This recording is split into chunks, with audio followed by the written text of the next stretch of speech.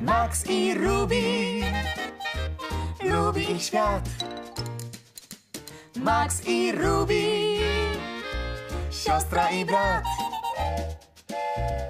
Max i Ruby. Poznaj ich zajęczy dzień! Max i Ruby!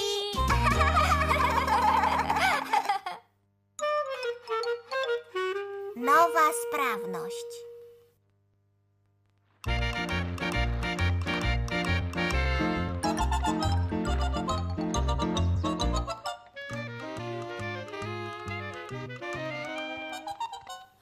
O nie, to ktoś inny. Zaraz, to ona. Nie, pomyliłam się. Mam nadzieję, że Luiza zaraz tu będzie. Mam dużo sprawności, ale dzisiaj chciałabym zdobyć jeszcze jedną. Luiza obiecała mi pomóc w ćwiczeniach przed zbiórką skautów. Chcę loda. Ale w ten sposób nie zdobędę sprawności. Skauci zdobywają sprawności tylko za ważne rzeczy, jak ćwiczenia, spanie w namiocie, pierwsza pomoc. Nareszcie!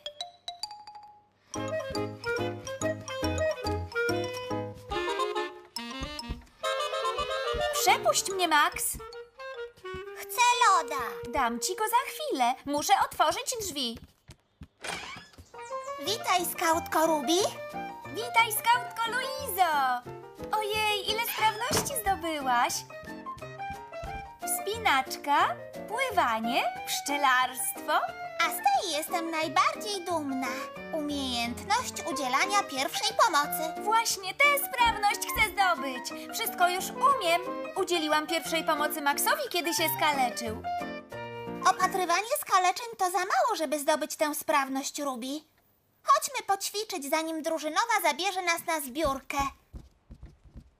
Pobaw się grzecznie, Max. Luiza nauczy mnie wszystkiego, czego potrzeba do zdobycia sprawności.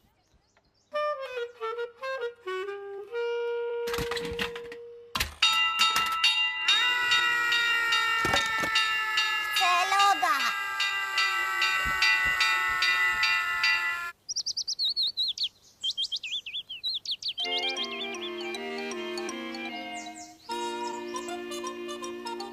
Przytul mnie. Skautko Ruby, Tak, skautko Luizo? Jestem misiem. ten miś ma gorączkę. Co trzeba zrobić? Kocham cię. Zrobię mu zimny kompres i zadzwonię do lekarza. A co zrobisz, jeśli komuś będzie zimno? Postaram się go trochę ogrzać. Bardzo dobrze, skautko Ruby. Tę lalkę boli noga, nie może chodzić. Co zrobisz? Chcę loda. Nie teraz, Max. Poszukam 2 patyków i koca i zrobię z nich nosze.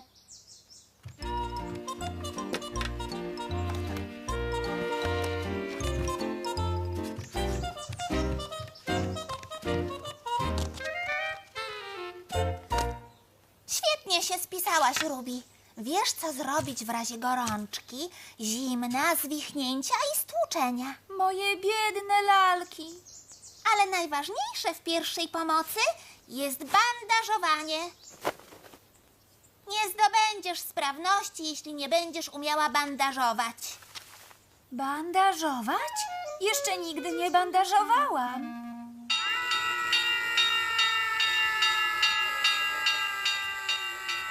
Chcę loda.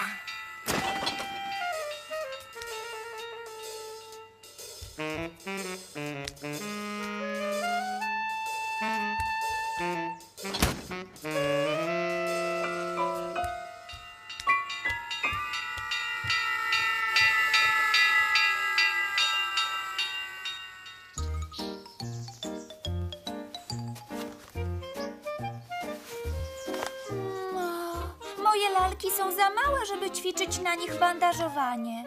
Potrzebujesz większego pacjenta. Chcę loda. Max, chyba złamałeś nogę, braciszku. A ramię powinno być na temblaku.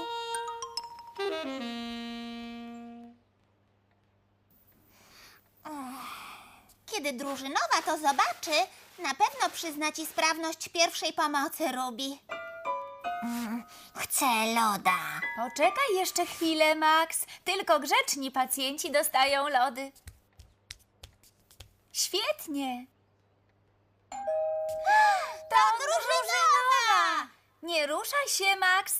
Otworzę. Nie, ja otworzę.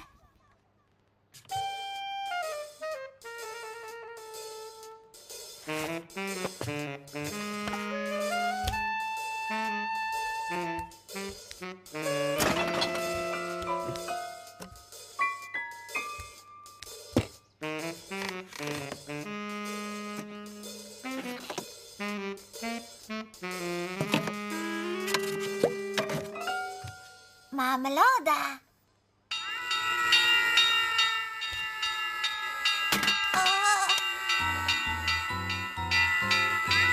Chcę loda.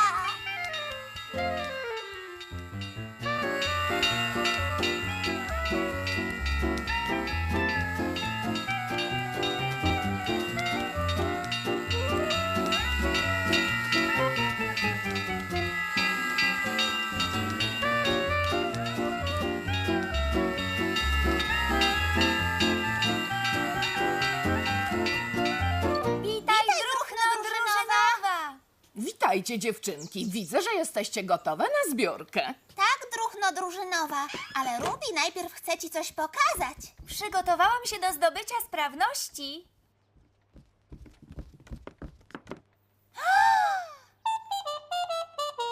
Max!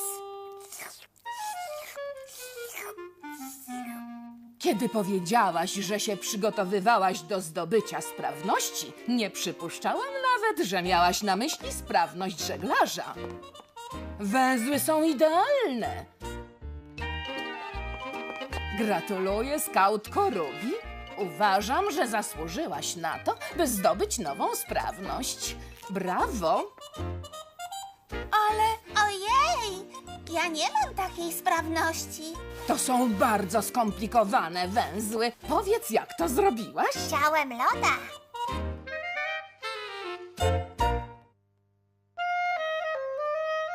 jabłko.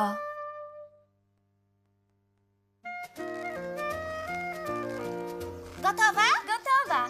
Najpierw cukier, potem jabłka, jajka, mąka. Wstaw do piekarnika na pół godziny. Piecz się ciasto, ciasto piecz i szarlotka będzie wnet. Udało się! Spróbujmy jeszcze raz, Ruby. Dobrze. Najpierw cukier, Potem jabłka, jajka, mąka. wstaw do piekarnika na pół godziny. Piecz się ciasto. Ciasto piecz. Jabłko. Przepraszam, Max, ale to zabawa dla dwojga. Możesz popatrzeć, jeśli chcesz. Najpierw cukier, Potem jabłka, jajka. jabłko.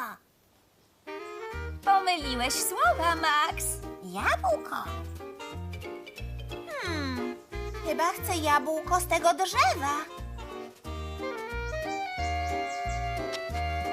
Dobrze, Max. Jabłka są smaczne. Jabłko zjesz, doktora unikniesz. Jabłka mają bardzo dużo witamin. To prawda.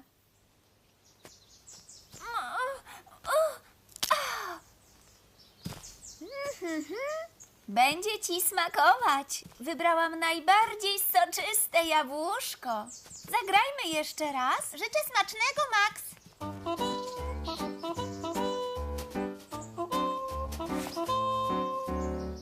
Najpierw cukier, Potem jabłka, jajka, mąka. wstaw do piekarnika na pół godziny. Jabłko. Przed chwilą jedno ci zerwałam. Gotowa? Gotowa. Najpierw cukier, Potem jabłka. Jabłko.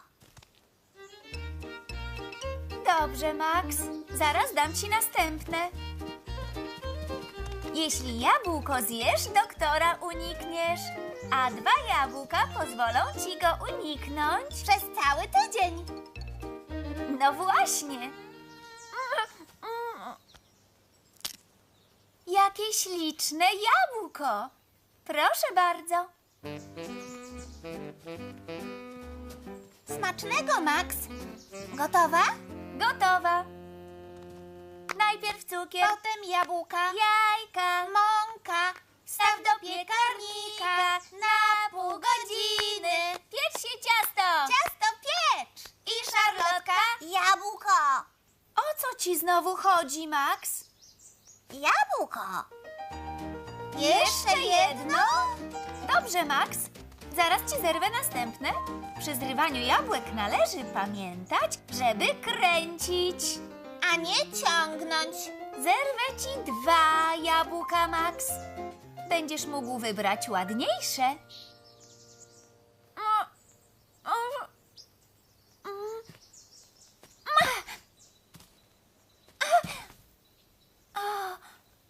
Pomóc ci?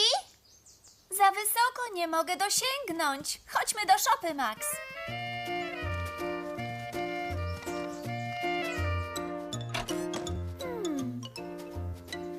Musimy znaleźć coś, na czym będę mogła stanąć, żeby dosięgnąć jabłek.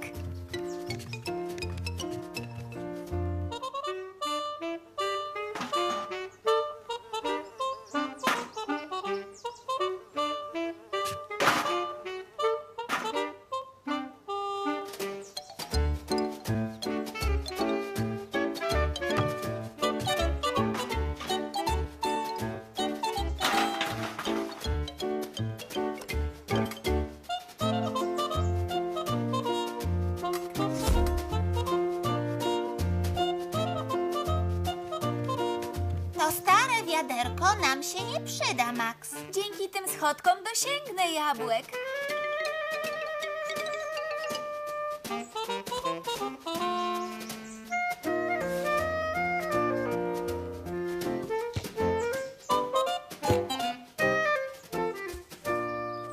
Zaraz zerwę ci jeszcze 2 jabłka.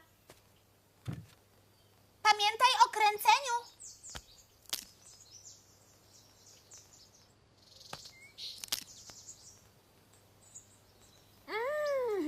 Są słodkie jak miód. Proszę bardzo, sam zdecyduj, które wybierzesz.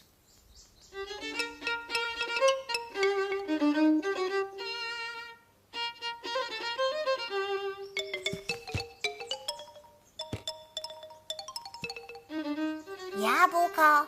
Przecież masz już dużo jabłek. Jabłko. Dobrze, Max, ale to już będzie ostatnie.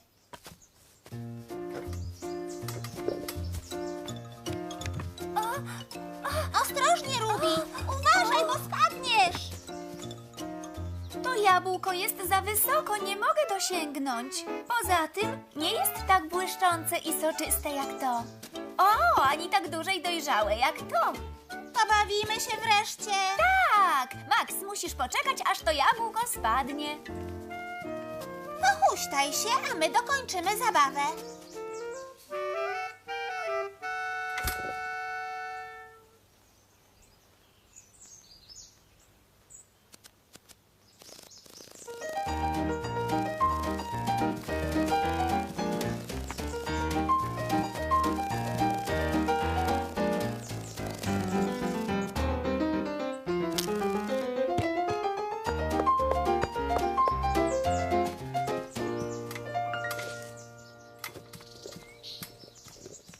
Najpierw cukier, Potem jabłka, jajka, mąka. Wstaw do piekarnika na pół godziny. piecz się ciasto. Ciasto piecz. I szarlotka będzie. Jabłko.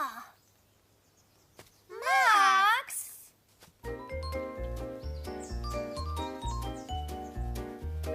Co mamy zrobić z tymi wszystkimi jabłkami?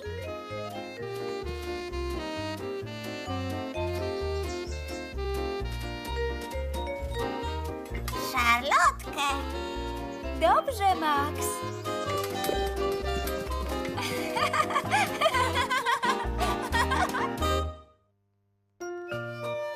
Cicho, Max.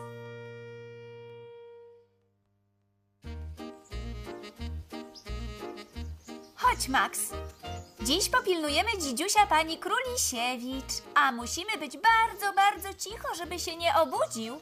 Spodoba ci się to.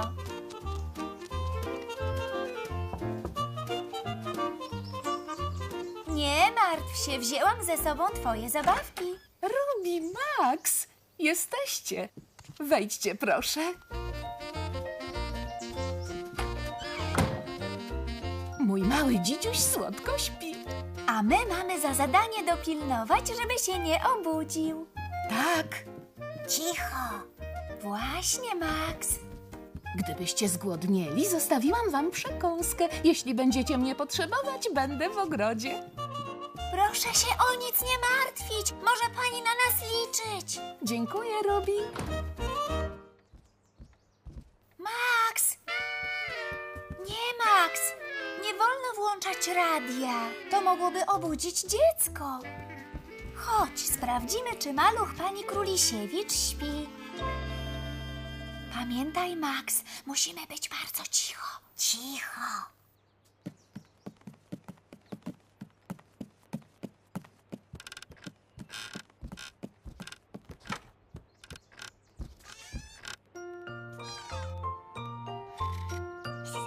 Dobrze, śpi, jak dziecko. Chodź, Max, i pamiętaj. Ciii.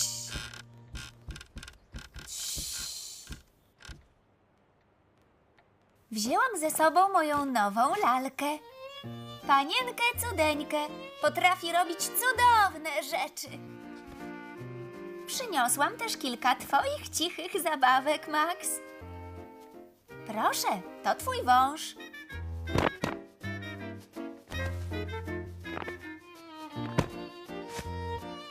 Tylko pamiętaj, musisz się bawić bardzo cicho, żeby nie obudzić dzidziusia.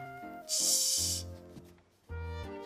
Zabawa z panienką Cudeńką jest cicha i doskonale przygotowuje do opieki nad prawdziwym dzieckiem, a ta lalka robi to, co dzidziuś. Widzisz, kiedy ją tak układam, zamyka oczy tak jak dziecko pani Królisiewicz.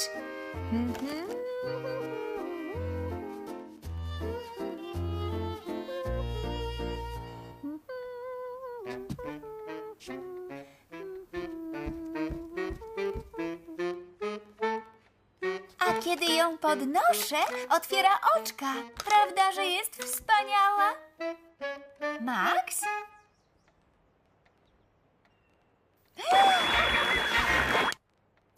O nie! Mam nadzieję, że nie obudziliśmy dziecka.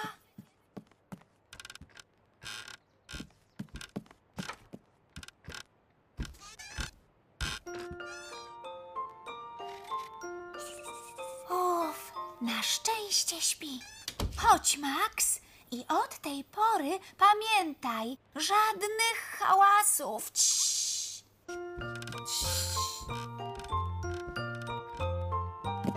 Mało brakowało. Nie wolno, Max. Radio jest o wiele za głośne. Spójrz, wzięłam dla ciebie jeszcze jedną zabawkę. Pobaw się nią, a ja pobawię się panienką Cudeńką. Ma nawet swoją specjalną szczotkę do włosów.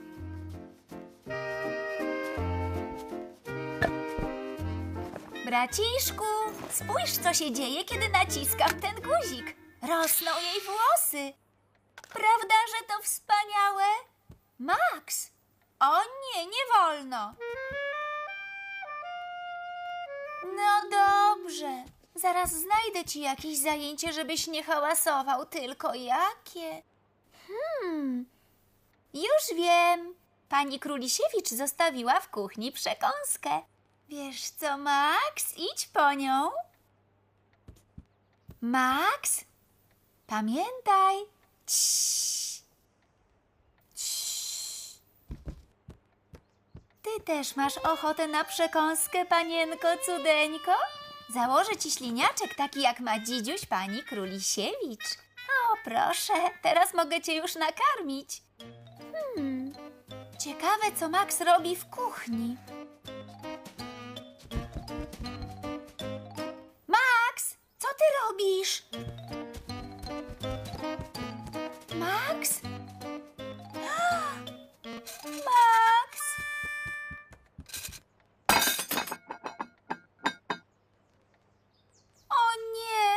żeby dziecko się nie obudziło.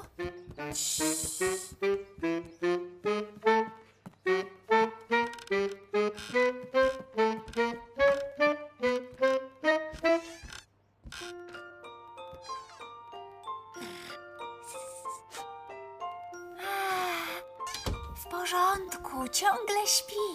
Chodźmy do kuchni coś zjeść, braciszku. I pamiętaj...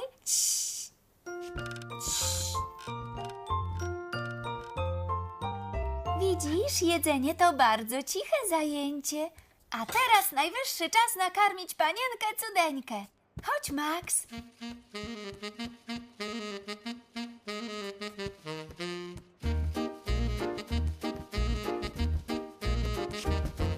Nie wolno. A teraz będziesz się bawić ze mną i panienką cudeńką, żebym była pewna, że będziesz cicho. Panienka cudeńka je tak samo jak my. Trzeba tylko wcisnąć ten guzik i będzie jadła jak prawdziwe dziecko. Proszę, potrzymaj ją, pokażę ci. To jeden z tych guzików na plecach. Jestem panienka cudeńka! Jestem panienka cudeńka! Wcisnęłam zły guzik. O nie! Obudziłam dziecko pani Królisiewicz. Umiem mówić, umiem jeść. Mogę chodzić, mogę spać. Jestem panienka cudeńka! Jestem panienka cudeńka! Cicho!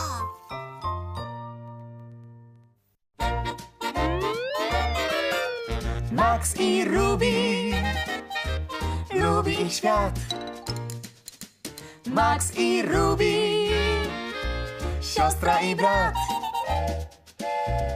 Max i Ruby, Poznaj ich zajęczy dzień! Max i Ruby!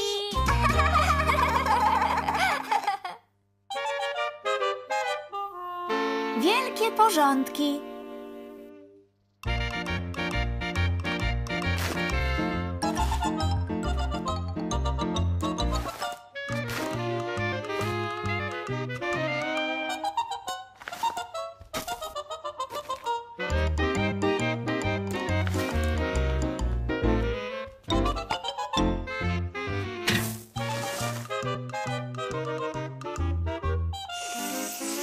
Max! Już czas na porządki. Trzeba tu posprzątać i odłożyć wszystko na miejsce.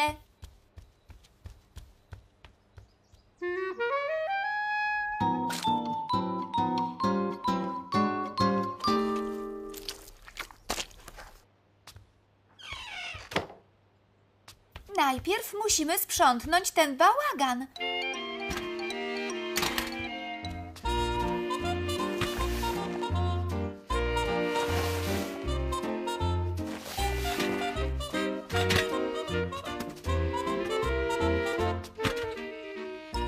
Wynieś na dwór tę ciężarówkę i wysyp piasek, braciszku.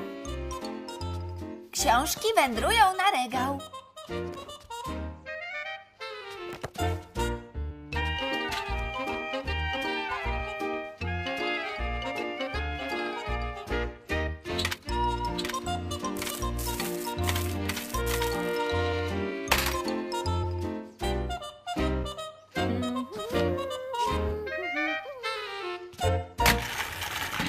Prawie wszystkie książeczki są na miejscu. To już ostatnia. Utrzymywanie porządku to bardzo ważna rzecz.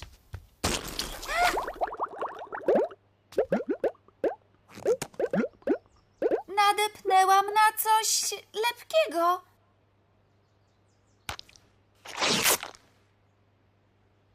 To obrzydliwe.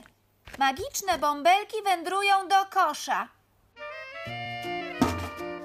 Sprawdźmy, co jest pod twoim łóżkiem.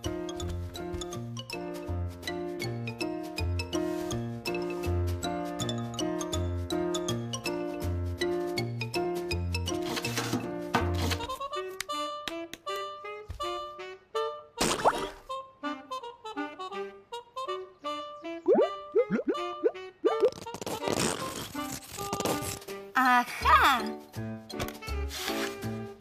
Wszystkie mrówki uciekły, Max.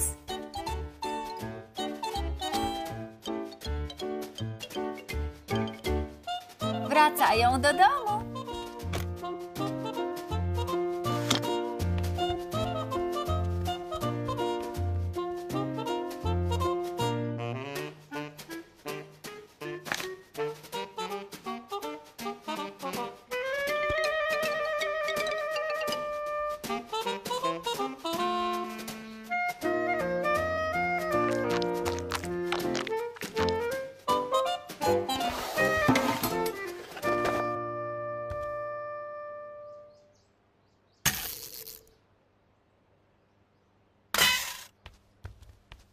Teraz już będziesz wiedział, gdzie są twoje roboty.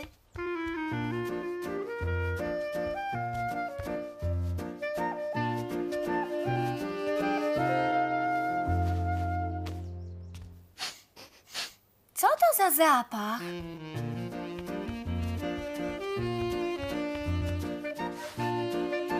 Max, w twojej szufladzie na bieliznę jest coś, czego nie powinno tu być.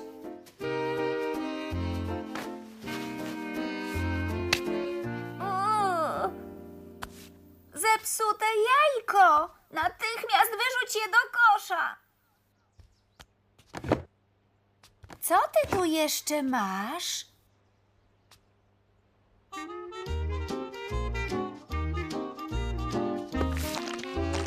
Max, co wycieka spod drzwi twojej szafy?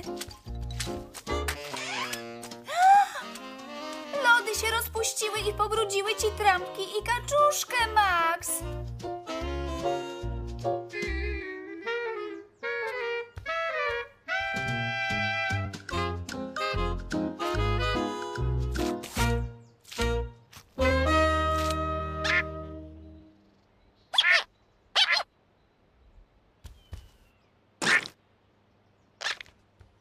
Całe szczęście, że pomagam ci sprzątać, braciszku. Nie powinieneś chować zabawek w szafie, Max. Znajdź dla nich jakieś inne miejsce. Pościelę ci łóżko.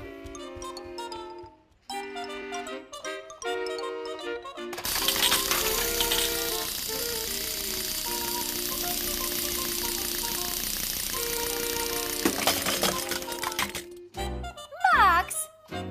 Dlaczego poduszka jest w skrzyni na zabawki, a zabawki na łóżku?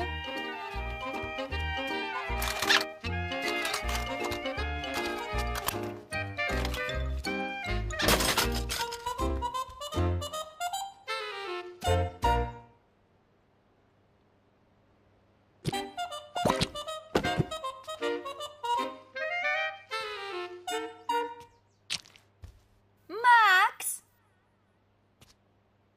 Nie przyklejaj gumy do sznurka. Wyrzucam to do kosza.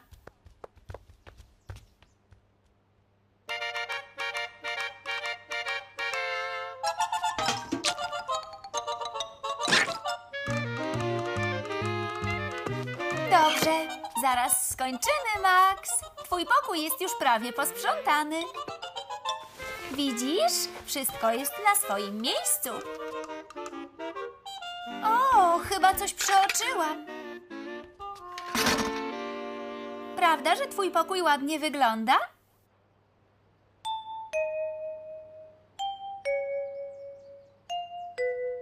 Max? Co masz w kieszeni?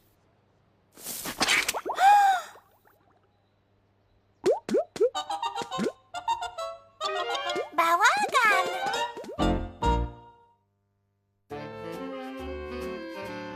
Zegar z kukułką.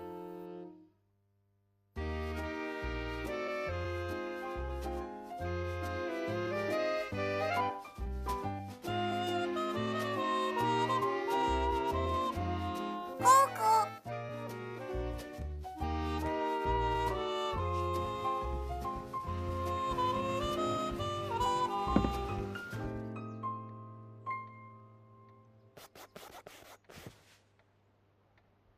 Kuku!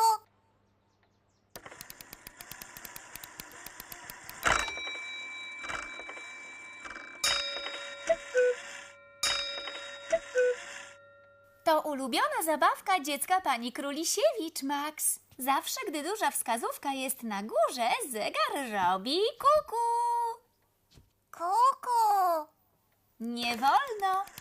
Wiem, że podoba ci się ten zegar, ale nie przyszliśmy się bawić. Mamy pomóc pani Królisiewicz. Słuchaj, Ruby, niedługo zaczną się schodzić goście i zacznie się przyjęcie. A to pora drzemki mojego dzidziusia. Dzisiaj ja ułożę malucha do snu. Będę ci bardzo wdzięczna.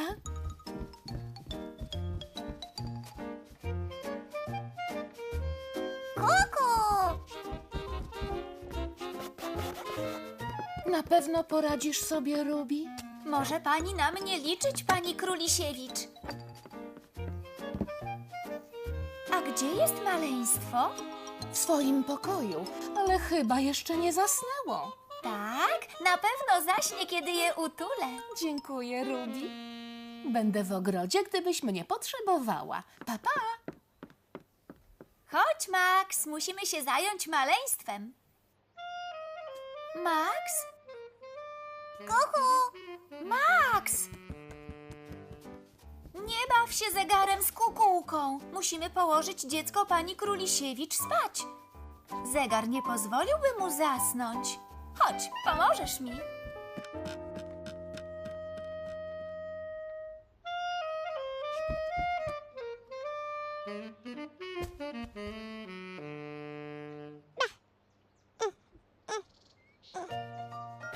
Witaj, śliczny bobasku. Wiesz, która jest godzina? Czas na drzemkę. Tak, tak. A my pomożemy ci zasnąć. Prawda, Max? Max? Kuku. Braciszku, zostaw zegar. Wejdź na górę, chcę, żebyś był przy mnie.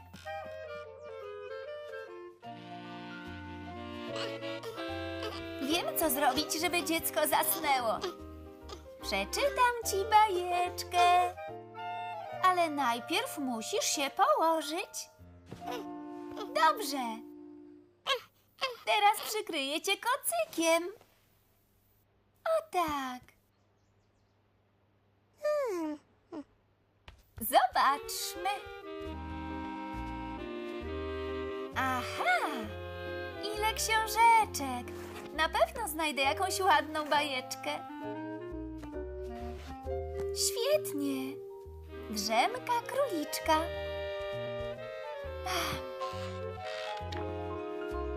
Nadszedł czas na drzemkę króliczka i króliczek był bardzo, bardzo śpiący.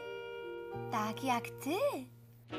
Króliczek był aż tak bardzo zmęczony i śpiący, że oczka same mu się zamykały. Co robisz, maleństwo? Kuku. Max, nie możesz się bawić zegarem, zwłaszcza tutaj. To pora drzemki dzidziusia, a zegar z kukułką za bardzo hałasuje. Musimy być bardzo, bardzo cicho.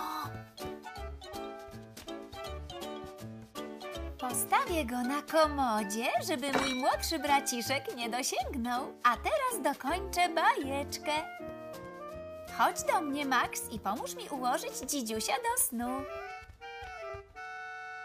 Usiądź tu i słuchaj uważnie, dobrze? A ty, szkrabie, ułóż się wygodnie.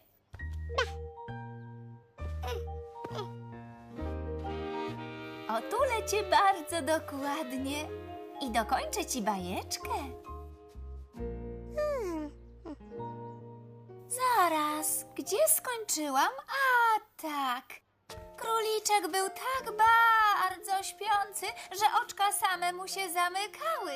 Położył się grzecznie do łóżeczka, okrył ciepłym kocykiem i ziewnął bardzo szeroko. O, jak miło, pomyślał króliczek. Kuku. Max, co ty robisz? Jest tylko jeden sposób, żeby odciągnąć cię od tego zegara. Zegar postawię po swojej lewej stronie, a ciebie posadzę po prawej. Dzięki temu będę mogła obserwować i ciebie, i zegar jednocześnie. O tak. Już po kłopocie. Najwyższy czas zasnąć. I co ja mam z tobą zrobić? Już wiem, zaśpiewam ci kołysankę. Ułóż się wygodnie. Dobrze. Kołysanki pomagają króliczkom zasnąć. Oczka zmruż, wszystkie dzieci śpią już. Dobre sny są tuż, za firanką sennych zórz. Ojej, co mam teraz zrobić? Kuku! Max, przestań hałasować przez twoje kukanie. Dziecko nie może zasnąć.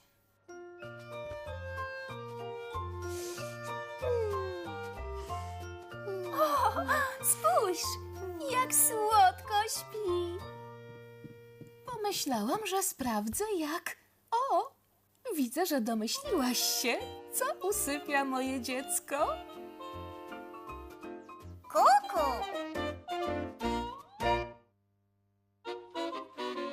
Pudełko na biżuterię Ruby.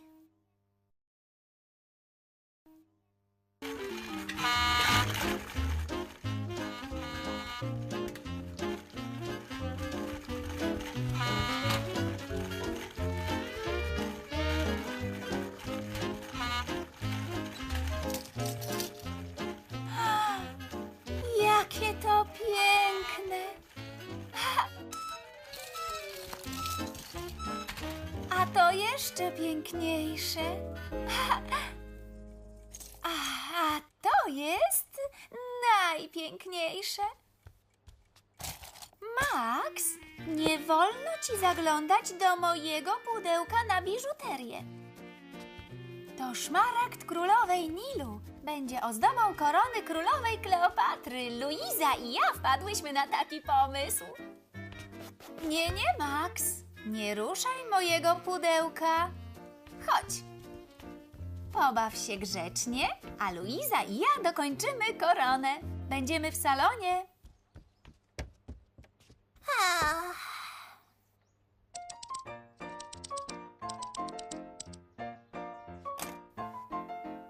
Świetnie! Spójrz, Luizo. To mój szmaragd królowej Nilu. Będzie ozdobą korony królowej Kleopatry, prawda? Jest piękny, Ruby. Ach! Och! A może przymocujemy go klejem? O, racja, poszukam go na górze. Dobrze, okleję koronę folią, zanim wrócisz.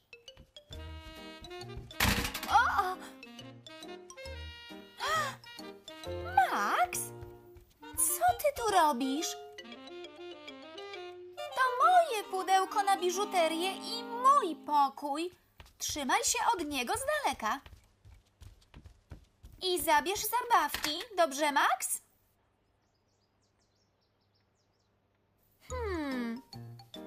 Potrzebny mi znak zakaz wstępu.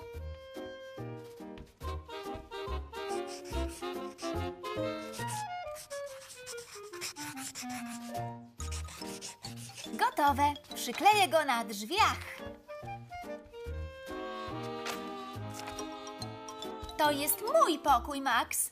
A to zakaz wstępu, rozumiesz? Rozumiesz?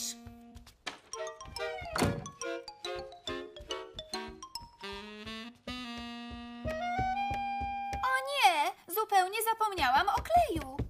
Max? Widzisz znak zakazu wstępu? No, co tu jest napisane?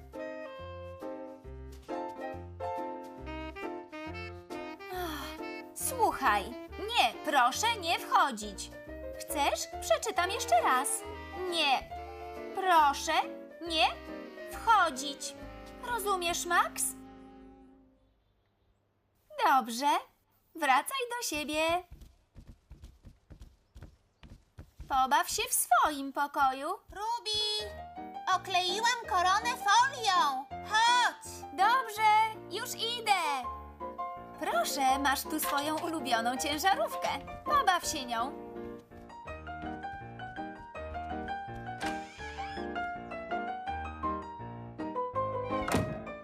Klej.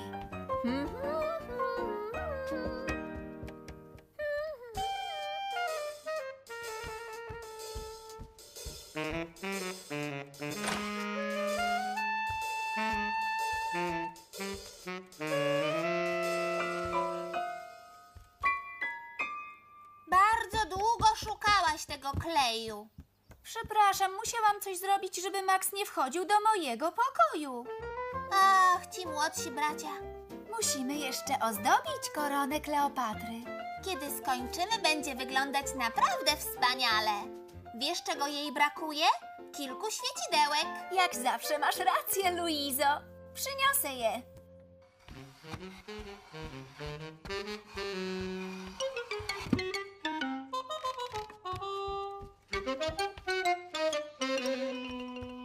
Natychmiast zejdź, Max.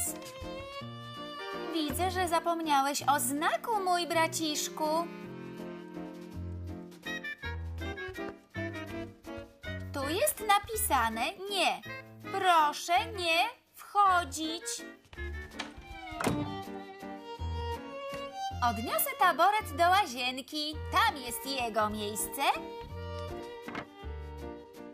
A ty wracaj do siebie. Tam jest twoje miejsce. Masz mnóstwo własnych zabawek, Max. Nie zaglądaj do mojego pudełka na biżuterię. Świecidełka!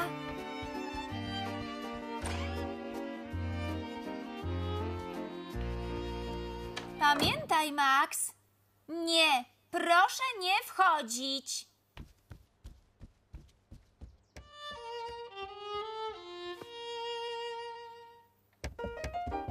Nareszcie.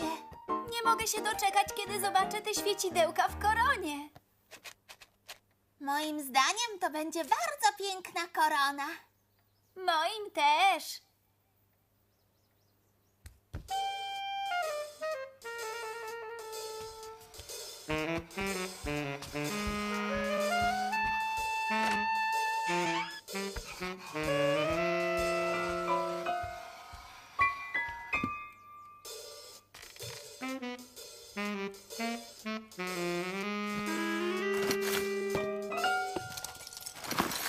Co to było? Max!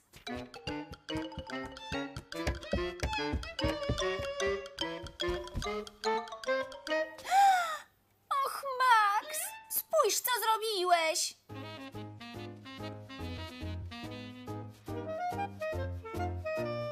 Co jest napisane na tej kartce? Nie. Zgadza się, Max. A kogo to dotyczy? Ciebie.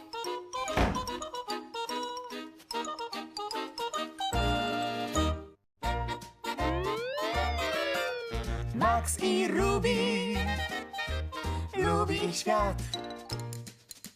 Max i Ruby, siostra i brat. Max i Ruby. Poznaj ich zajęczy dzień!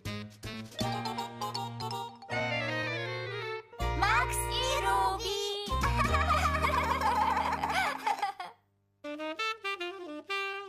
Ciasta króliczków.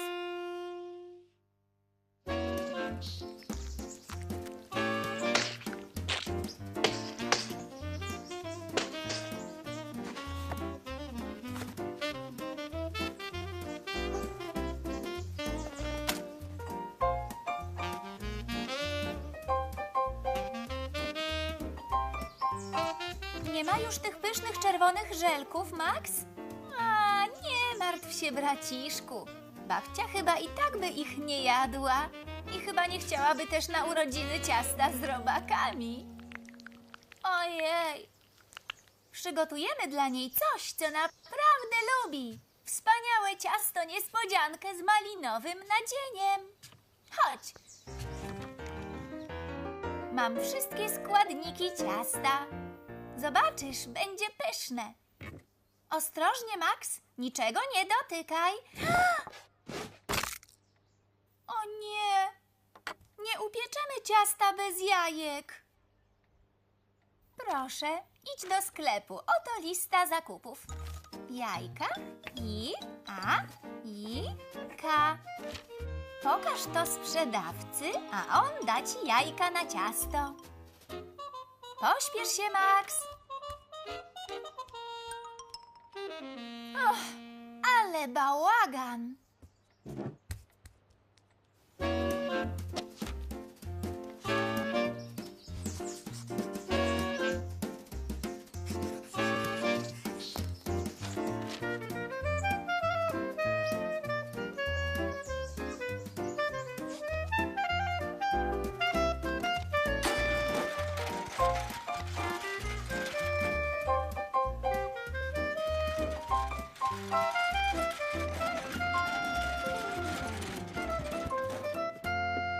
Cześć, Max. O, widzę, że Ruby przygotowała listę zakupów. Jajka.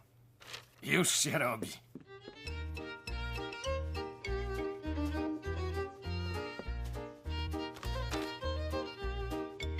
Ty też umiesz ładnie pisać. Jajka. Brawo. Do widzenia.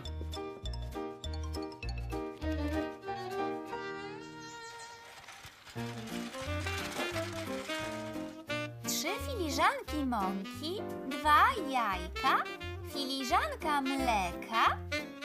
O, świetnie, masz jajka. Tylko uważaj, nie ruszaj stołem, Max. Uważaj, Max, mąka.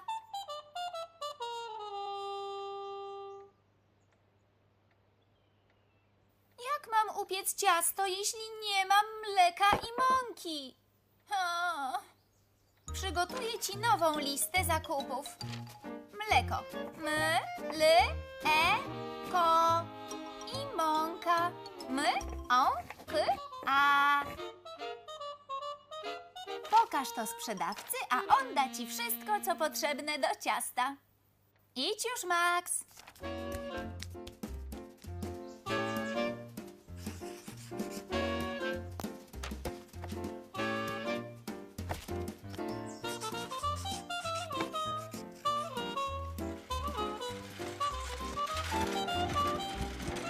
Max, wróciłeś. Widzę, że masz nową listę. Mleko i mąka. Już podaję, Max.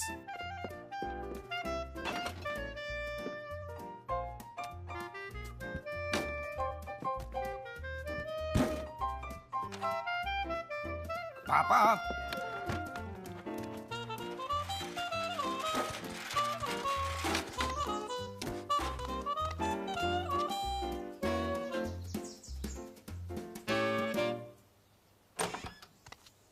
Widzisz ten znak, Max? To znaczy, że nie możesz wchodzić do kuchni, dopóki nie upiekę urodzinowego ciasta niespodzianki z malinowym nadzieniem, dobrze?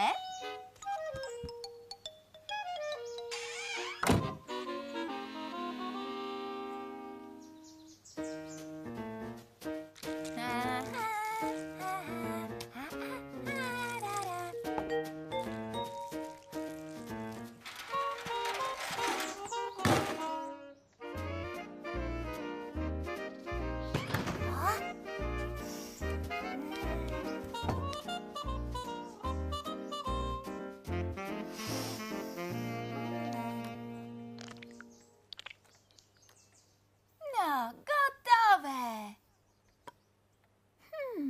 Czegoś tu chyba brakuje. Max, muszę przygotować ci jeszcze jedną listę zakupów. Świeczki urodzinowe, srebrne gwiazdki, cukrowe serca i kremowe różyczki. Proszę, Max, możesz już iść do sklepu.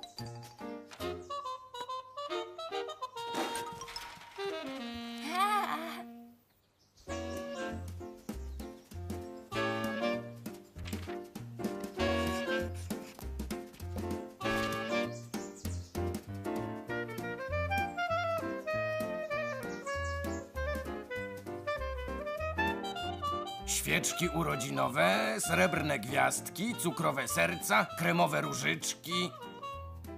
A to co? Jeśli się nie mylę, to są czerwone żelki.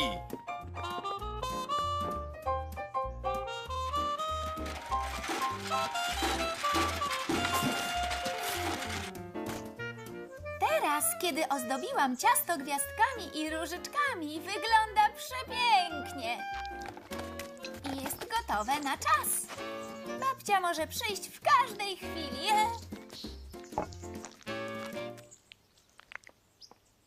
Cześć! Babcia! Co to jest? Proszę, upiekłam dla ciebie urodzinowe ciasto z nadzieniem malinowym. Jest prześliczne! A Max zrobił dla ciebie ciasto z robakami. I z moimi ulubionymi czerwonymi żelkami. Trudny wybór. Nie wiem, które zjeść najpierw. Przyjęcie.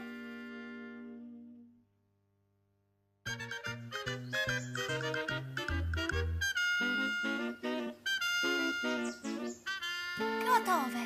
Babci to się spodoba. Co to było? Max?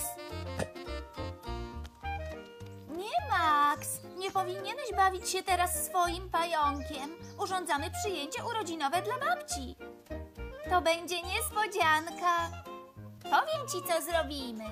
Jak tylko babcia wejdzie przez te drzwi, krzykniemy: niespodzianka! Wszystkiego najlepszego, babciu! Zobaczysz, będzie bardzo zabawnie.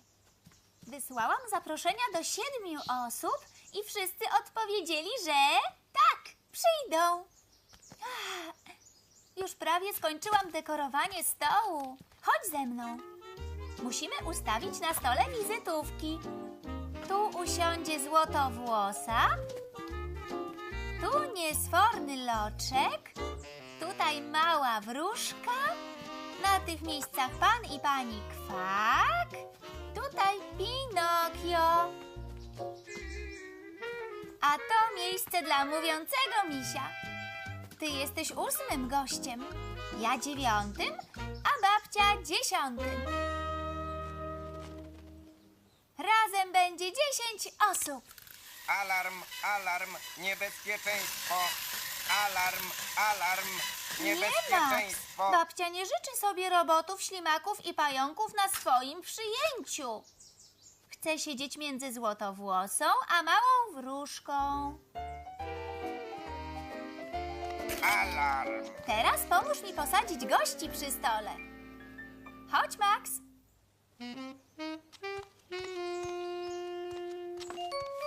Weź złotowłosą. Posadź ją po jednej stronie krzesła babci, dobrze? A mała wróżka usiądzie po drugiej stronie. Niesfornego loczka posadzę tutaj. Pinokio niech usiądzie na tamtym krześle. Pani Kwak tutaj, a pan Kwak tutaj. A jako ostatniego posadzę mówiącego misia o tutaj. Jestem miś. Jedno krzesło dla ciebie, jedno dla mnie i jedno dla babci. Zgadza się. Czego jeszcze potrzebujemy? Oczywiście! Wszyscy goście powinni dostać cukierki. Każdy zasłużył na jakiś przysmak. Zaraz wrócę.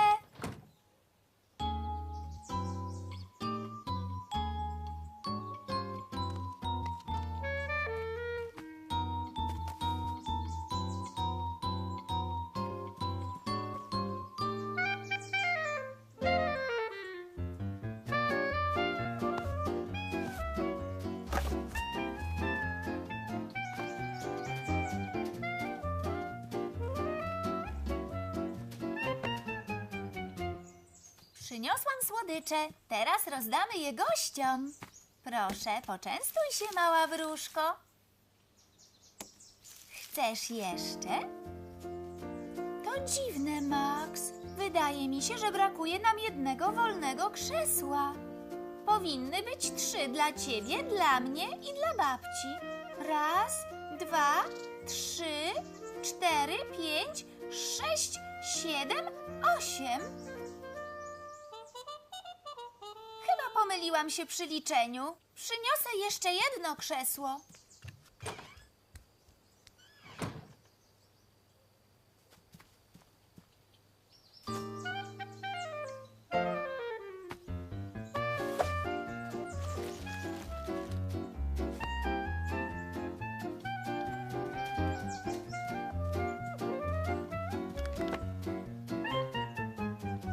Dobrze, teraz dla wszystkich wystarczy krzeseł. Tu jest krzesło dla ciebie, krzesło dla babci i krzesło dla... Coś jest nie tak, Max. Musiałam się pomylić. Wszyscy goście siedzą, ale... 1, 2, 3, 4, 5, 6, 7, 8, 9. Oj, mylę się dzisiaj w rachunkach. Brakuje jednego krzesła. Zaraz je przyniosę.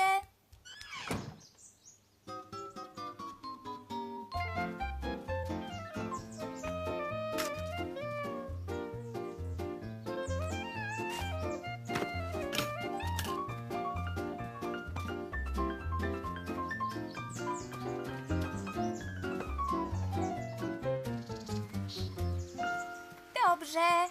Teraz na pewno wystarczy krzeseł. Krzesło dla mnie, krzesło dla babci i krzesło dla... Ilu jest gości przy stole, braciszku? 9, 3, 2. 1, 2, 3, 4, 5, 6, 7, 8, 9, 10. Jest 10 gości. Skąd oni się wzięli? Babcia! To babcia! Niespodzianka! Wszystkiego najlepszego, babciu! Cóż to za niespodzianka! Usiądź, babciu, a ja przedstawię ci wszystkich gości. To jest mała wróżka, niesforny loczek, pani Kwak. Chwileczkę, to nie jest mała wróżka, to ślimak. A to nie jest niesforny loczek, tylko pająk. To nie jest pani Kwak, tylko robot. Mamy 3 nieproszonych gości, babciu. Nieproszeni goście, jakie to zabawne!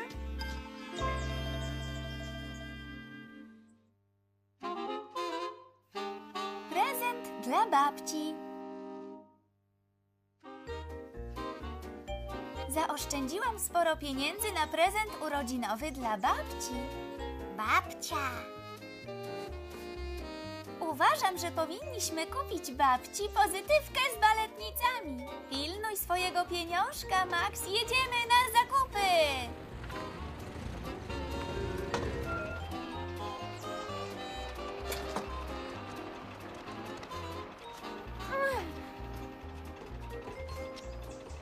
Cześć Max, cześć Ruby. Macie czym zapłacić za bilety?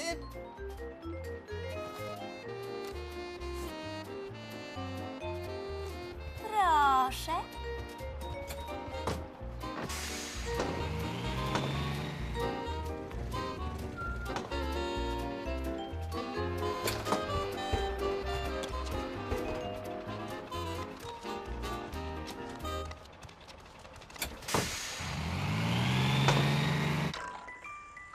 Spójrz, Max, właśnie tę pozytywkę chcę kupić babci.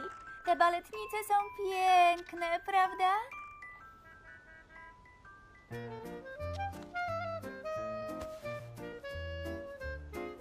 Chcę pić. Dobrze, Max. Możesz kupić bardzo, bardzo małą lemoniadę. Nie mamy dużo pieniędzy. Będę tu na ciebie czekać, braciszku.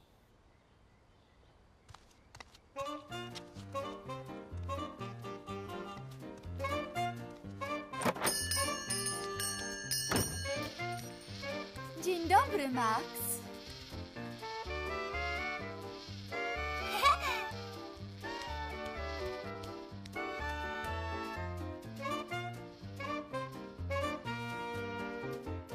O, widzę, że zauważyłeś nowe zęby wampirów, ociekające syropem wiśniowym. Kosztują tylko $2. To ma być prezent urodzinowy dla kogoś, tak?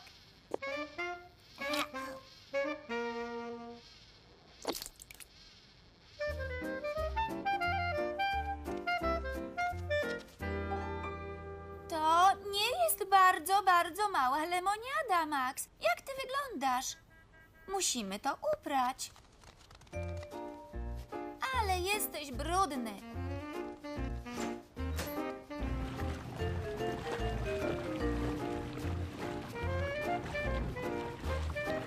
Nie ruszaj się, Max.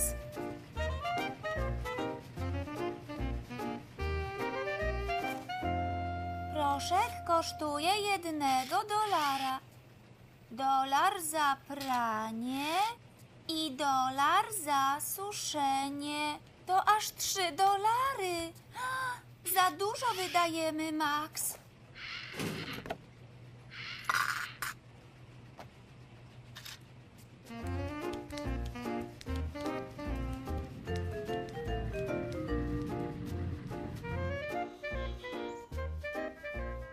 Lepiej chodźmy do sklepu Rosalindy, zanim zabraknie nam pieniędzy na prezent dla naszej babci. Głodny.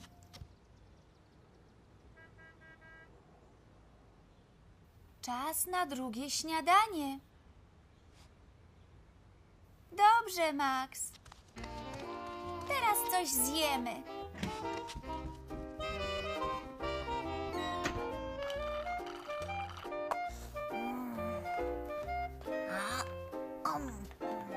Kanapka z masłem orzechowym, 2 ciastka kokosowe i koktajl bananowy kosztowały $4, Max. Chodźmy szybko do sklepu Rosalindy, bo niedługo naprawdę zabraknie nam pieniędzy.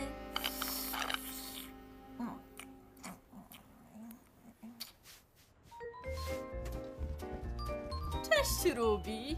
Cześć, Max. Czym mogę wam dzisiaj służyć? Chciałabym kupić tę śliczną pozytywkę z baletnicami dla babci na urodziny. Bardzo dobry wybór.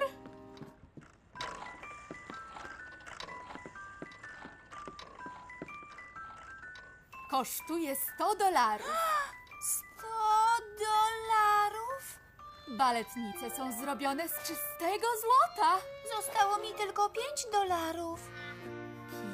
$5?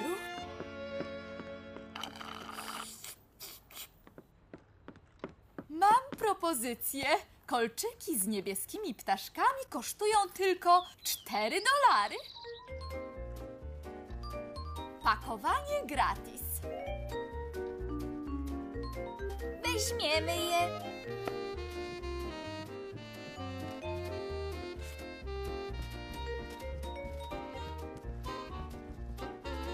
Tam możecie wybrać ozdobny papier. $4 za kolczyki. $1 reszty. Pilnuj tego $1, Max. Nie wydaj go za szybko.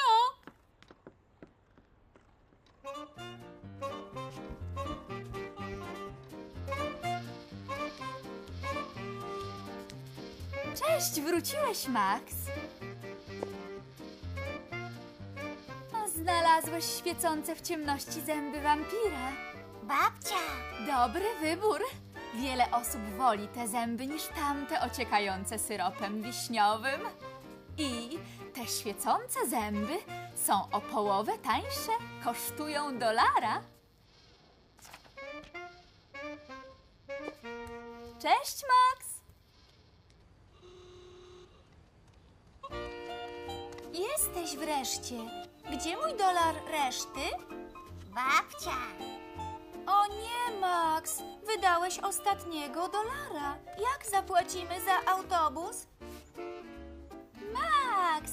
Masz swój pieniążek. Dzięki niemu możemy zadzwonić do babci.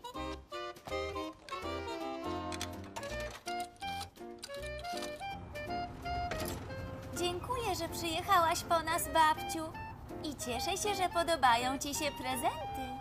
Bardzo podobają mi się kolczyki z ptaszkami i zęby wampira świecące w ciemności.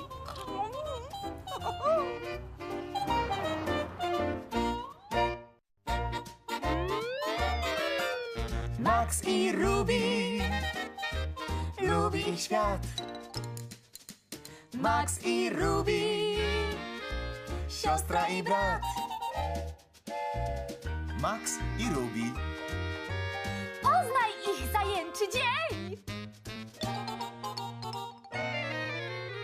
Max i Ruby!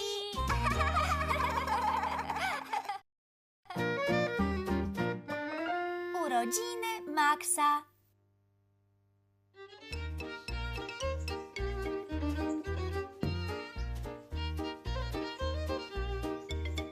Pa, Luizo.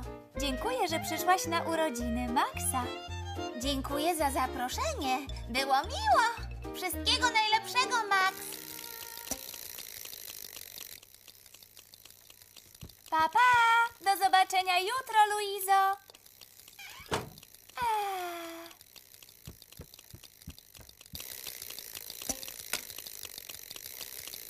To było udane przyjęcie, Max. Dostałeś wspaniałe prezenty.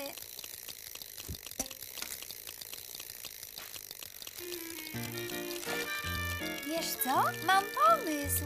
Zrobię dla wszystkich karteczki z podziękowaniem z tych kolorowych papierów, a ty je ozdobisz naklejkami. Pomyślmy. Wujkowi i Franiowi trzeba podziękować za piżamę, a państwu Królisiewiczom za śliczną lokomotywę.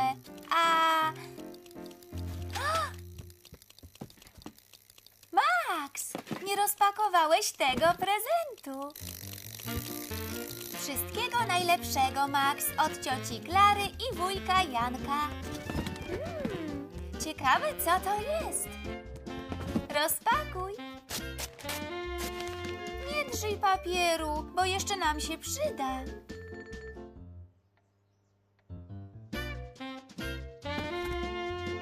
Uwielbiam rozpakowywać prezenty. Co to?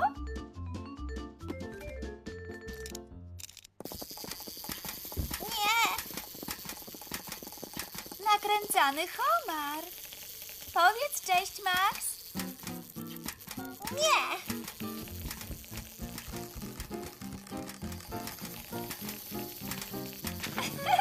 Spójrz, ten homar lubi sprzątać.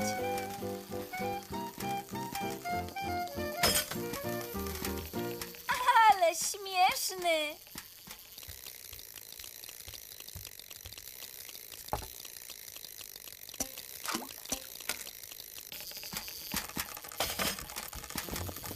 To wspaniała zabawka. Umie robić tyle rzeczy.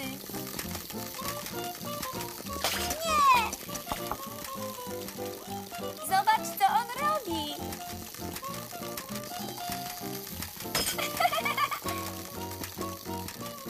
Nie!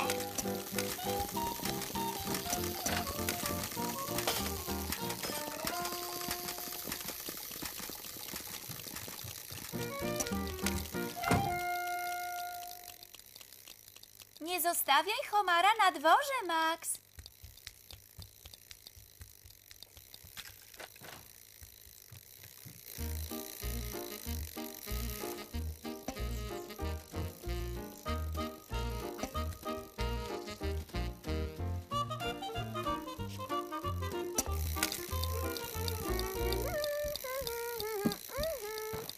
Zaniosłam twój prezent do kuchni.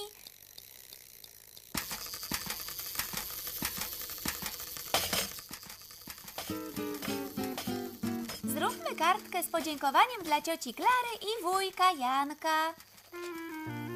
Potrzebny nam papier, nożyczki i klej. Ozdobimy kartkę brokacikiem.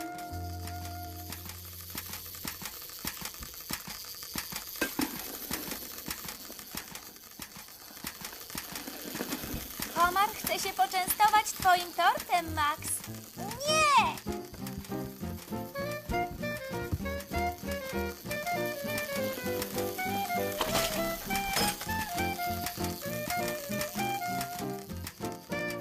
Nie!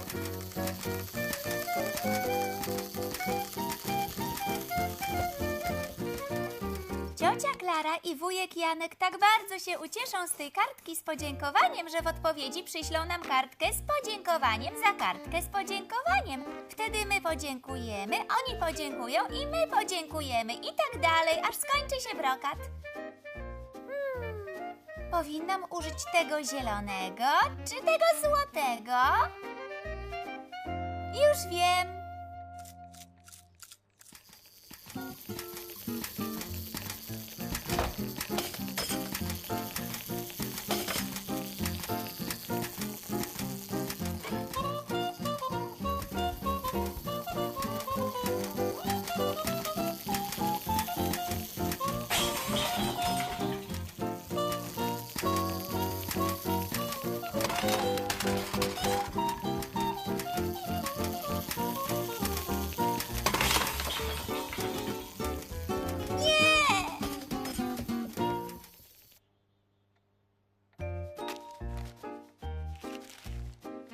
Jak pięknie!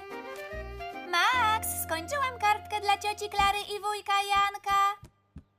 Wolisz ją ozdobić naklejką ze złotą gwiazdką czy niebieskim ptaszkiem, braciszku?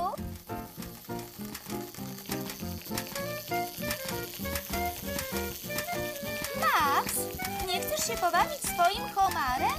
Nie! Dobrze, zaraz go schowam. O! Poczekaj! Poczekaj! Na pewno zaraz się zatrzyma.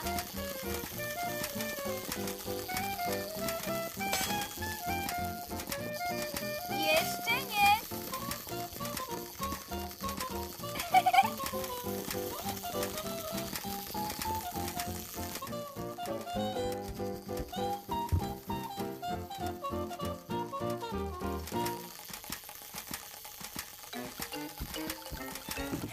Uważaj, przewrócisz się!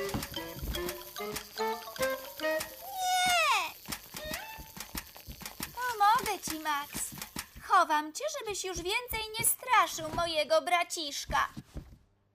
Nie! Jeszcze! Och, Max!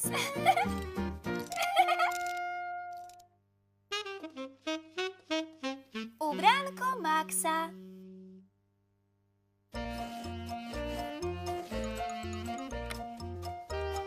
Zapraszam cię serdecznie na eleganckie przyjęcie do domu Ruby. Teraz muszę to wysłać pocztą. List do ciebie. Urządzam przyjęcie dla drużyny skautek i ciebie też zapraszam. Wszyscy goście będą bardzo elegancko ubrani. Możesz włożyć nowe ubranko.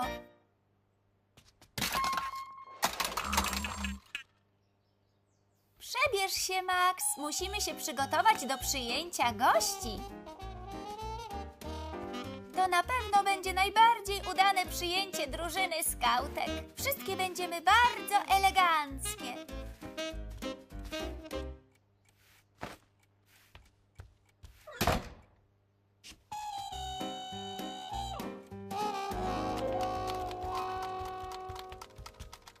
Upuściłeś swoje nowe ubranko. Włóż je, a ja w tym czasie nakryję do stołu.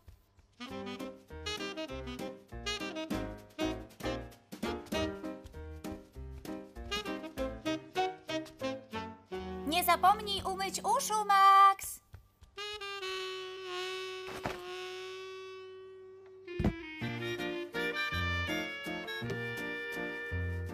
wyjątkowa okazja. Goście zasługują na najlepszą zastawę. Doskonale. Czegoś brakuje. Już wiem. Na środku stołu powinnam postawić jakąś ozdobę. Gdzie jest ta waza, którą zrobiłam w pierwszej klasie? Znalazłam!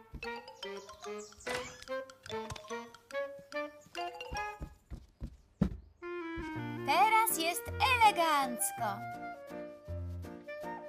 Braciszku, przebierz się, a ja poszukam serwetek. Nie może ich zabraknąć na stole.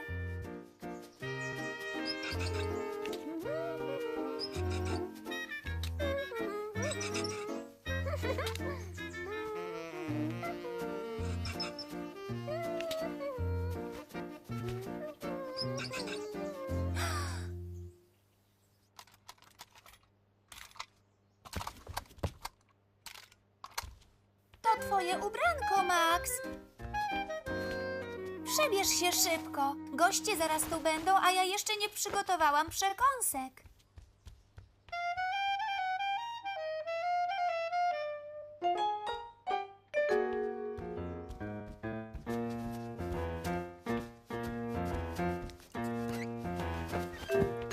Nie chcę.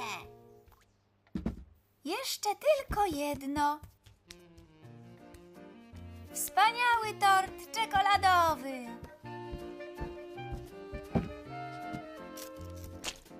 O, chyba o niczym nie zapomniałam. Nie mogę się doczekać, kiedy przyjdą goście. Muszę się jeszcze przebrać. Szybko, szybko, szybko.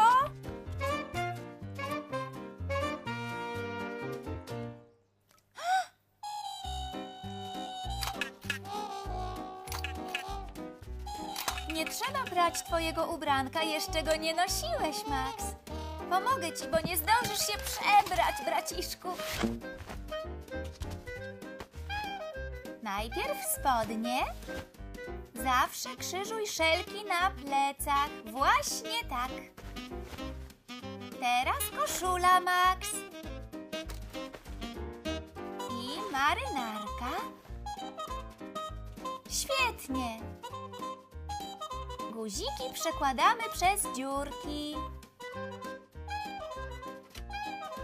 I wreszcie krawat. Gotowe, wyglądasz elegancko. Zdążyliśmy, chodźmy przywitać gości.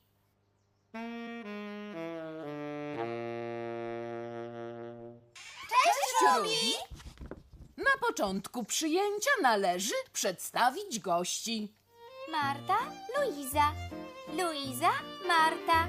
Waleria, Marta, Luiza. Bardzo miło mi cię poznać. Bardzo mi przyjemnie. Mnie również. Jest bardzo przyjemnie. Gdzie jest Max? Właśnie się przebiera. Nie chcę.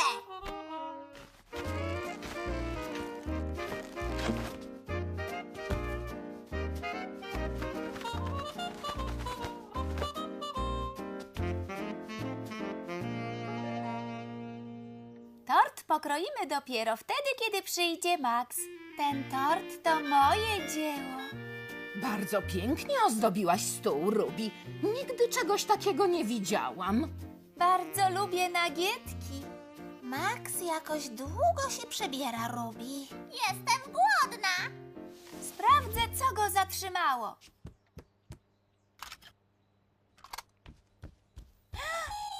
Co się stało, Max? Goście czekają na ciebie, żeby pokroić tort czekoladowy. Masz się natychmiast ubrać, Max. Nie chcę.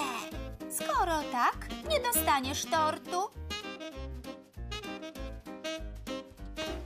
Goście czekają.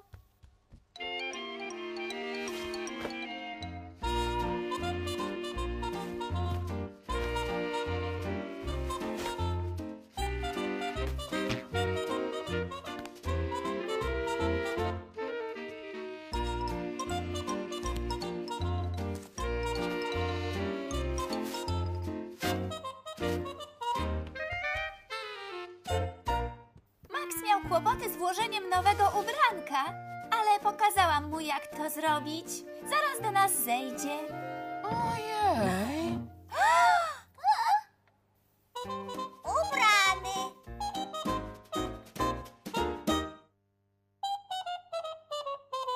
Dobranoc, Max.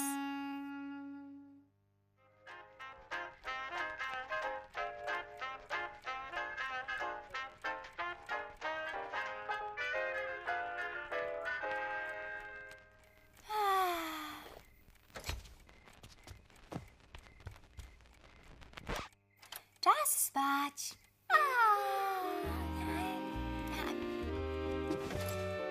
Dobranoc, Emilko. Dobranoc, złotowłosa. Dobranoc, panie Kwak. Dobranoc, pani Kwak. Dobranoc, mówiący misiu. Dobranoc, Ruby. Nie śpię. Powiedzieliśmy sobie dobranoc, Max. No już. Wracaj do łóżka.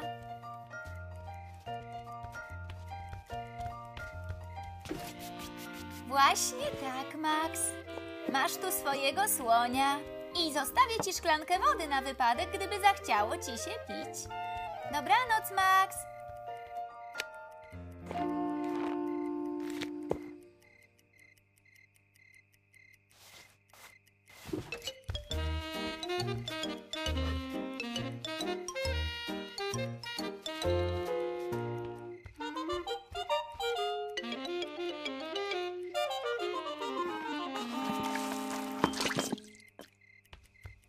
Max, co to za hałasy?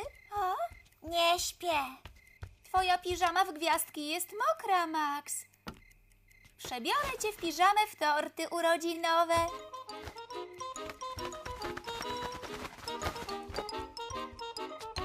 Najpierw spodnie. Teraz bluza.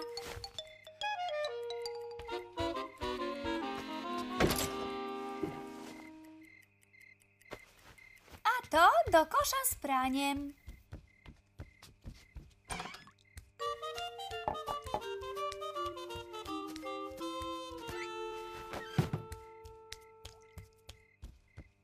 Miłych snów, dobranoc, Max.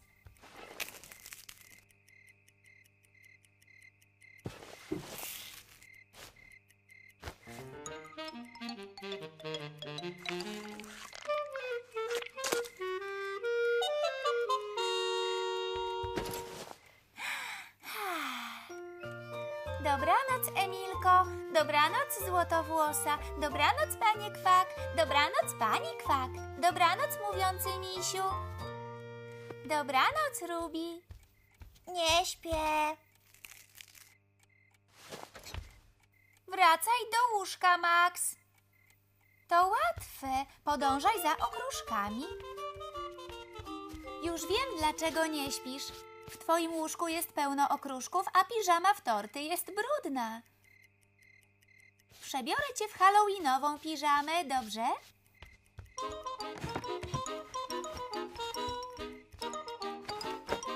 Najpierw bluza. Teraz spodnie.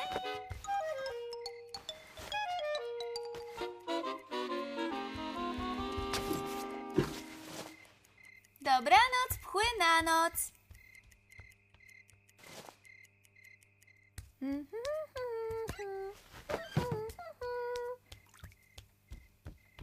Śpij dobrze.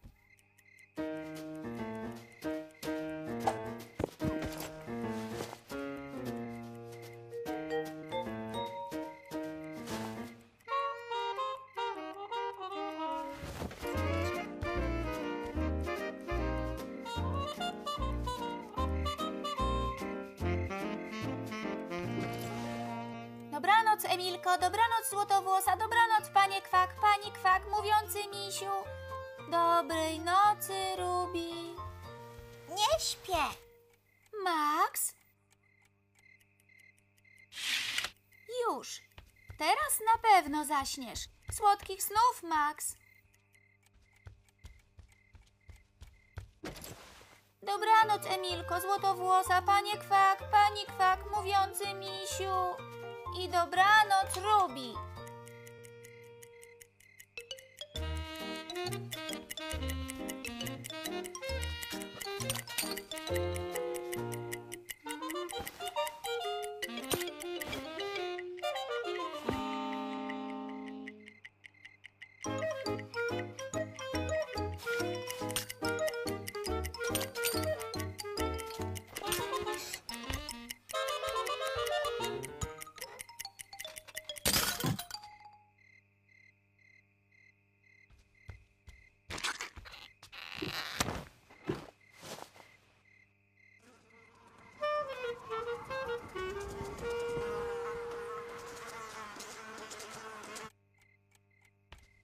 Nie śpię. Gdzie są twoje spodnie od piżamy, Max?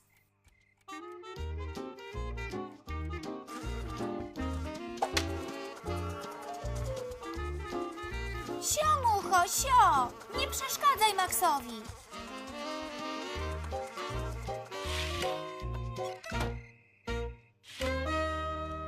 Tu są twoje spodnie. O, coś się do nich przykleiło. Ubrudziłeś prawie wszystkie piżamy. Proszę, teraz włóż tę czerwoną. Za chwilę wrócę. Bardzo przepraszam, złotowłosa pani i panie Kwak. Cześć! A ciebie biorę ze sobą. Proszę, Max. Mówiący miś zawsze pomaga mi zasnąć, więc tobie też pomoże. Wystarczy, że go przytulisz, a powie... Dobranoc. Dobranoc. Widzisz? Dobranoc, Max.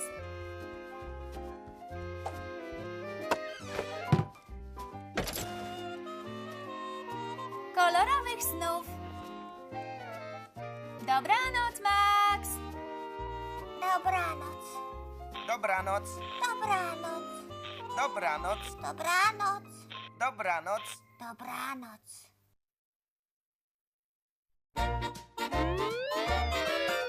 Max i Ruby, lubi ich świat. Max i Ruby, siostra i brat. Max i Ruby, Poznaj ich zajęczy dzień. Max i Ruby.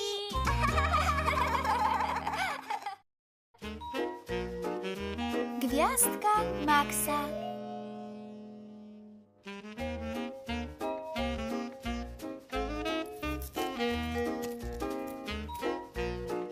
Max, wiesz co? Co? Dziś jest Wigilia i wiesz, kto przyjdzie? No zgadnij. Kto? Przyjdzie święty Mikołaj, cieszysz się? Kiedy? Dziś wieczorem, Max, wieczorem. Gdzie? Tutaj, Max. Dziś wieczorem Mikołaj przyjdzie do naszego domu. Dlaczego? Dlatego. Dlaczego? Przecież dobrze wiesz. Co roku w Wigilię Mikołaj przynosi prezenty gwiazdkowe.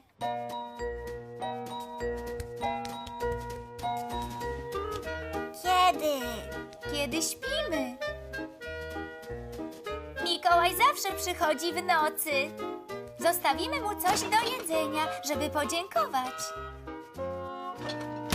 Wiesz, że Mikołaj lubi mleko czekoladowe?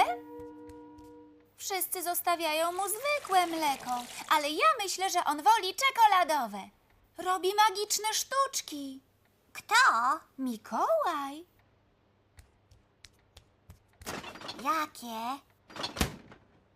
Wchodzi do domu przez komin i zostawia dzieciom prezenty. Kiedy? Dopiero w nocy, Max. Dlaczego? Bo tak, Max. Dlaczego? Musi odwiedzić dzieci na całym świecie. Powieśmy nasze świąteczne skarpety. Gdzie jest twoja skarpeta?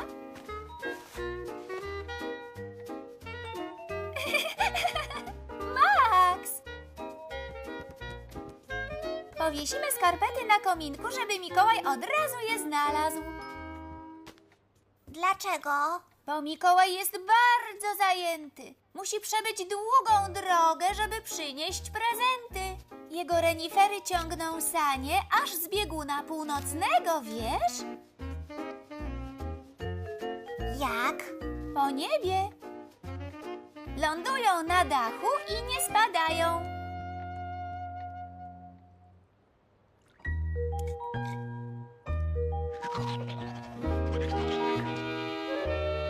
Wypluj, Max.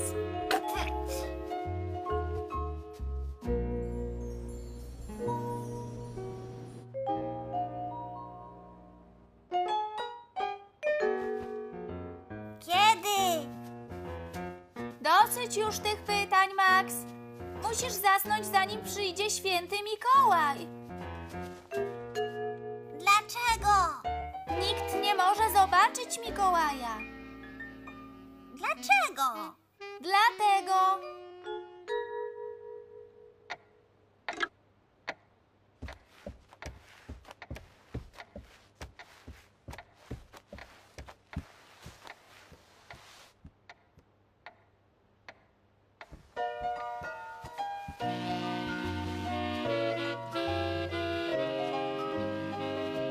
Kiedy?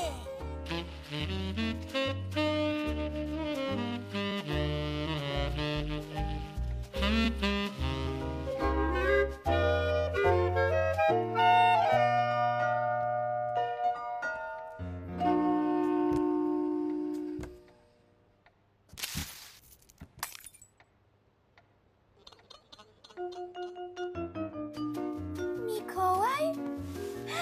Mikołaj! Cześć. Max, słyszałam Mikołaja. Przyszedł tu kiedy spaliśmy. O nie! Popsujesz święta, Max. Jak? Mówiłam ci, Mikołaj przychodzi tylko kiedy śpimy. Musimy się położyć. Do łóżka, Max. Dlaczego? Dlatego...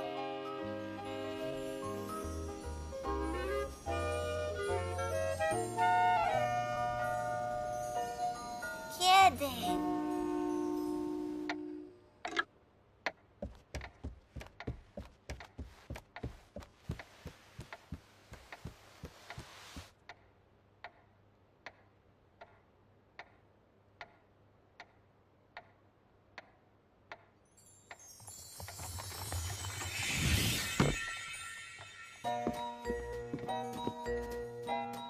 Kto?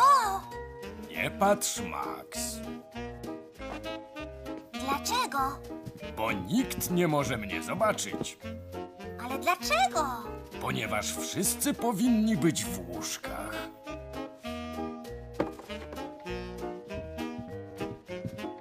Nikt nigdy nie widział Mikołaja.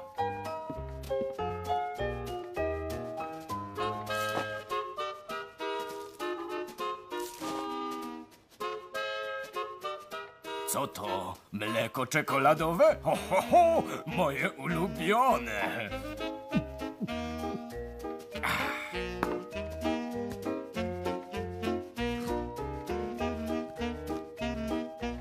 Wiesz co, Max? Co? Czas na mnie, mam dużo pracy. A ty powinieneś wrócić do łóżka. Dlaczego? Dlatego...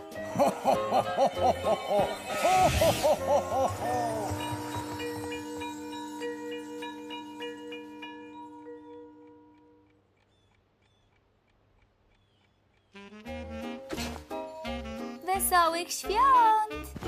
Wesołych świąt. Wesołych świąt, Max! Zejdźmy na dół i sprawdźmy, czy Mikołaj... O nie! Co się stało, Max? Dlaczego wstałeś? Skąd masz tę czapkę? Kto wypił mleko Mikołaja? Dlaczego twój kot tak dziwnie leży? Dlatego...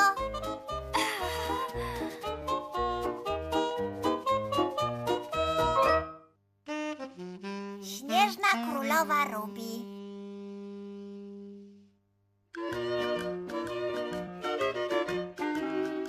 Będzie wyglądać naprawdę pięknie. Wyjdziesz ze mną na dwór zrobić śnieżną królową?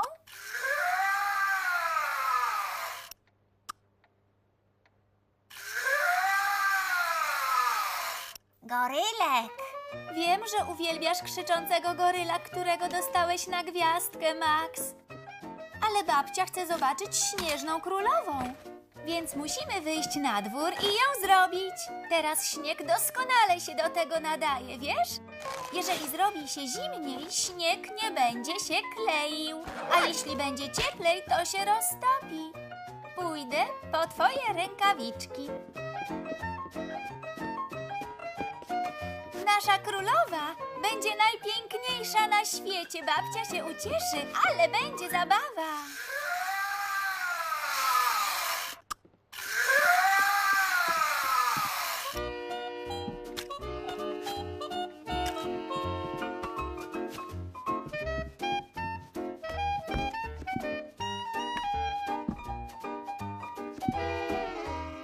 Gotowe. Teraz jesteśmy odpowiednio ubrani. Chodź, Max.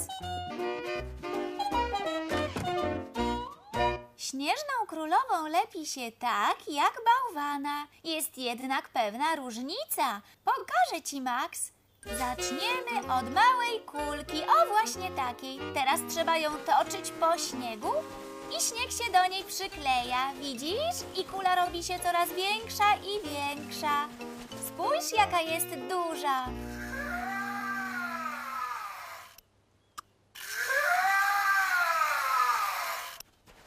Max, później pobawisz się swoim krzyczącym gorylem, dobrze? Teraz musisz mi pomóc ulepić śnieżną królową, braciszku. Proszę.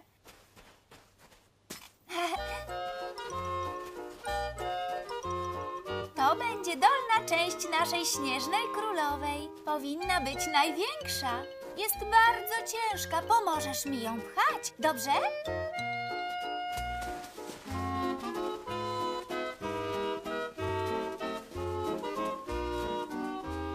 Widzisz, jak świetnie nam idzie? Jeszcze chwila i zrobi się naprawdę duża.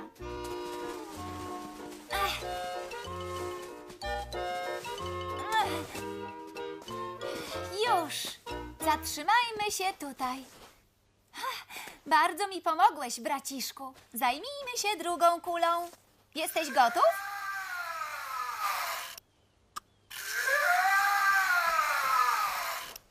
Max, jeszcze nie skończyliśmy. Przed nami dużo pracy. Chodź. Proszę bardzo. Zacznij sam, dobrze? Potocz ją po śniegu, tak jak tamtą kulę. Dobrze! Świetnie ci idzie, braciszku.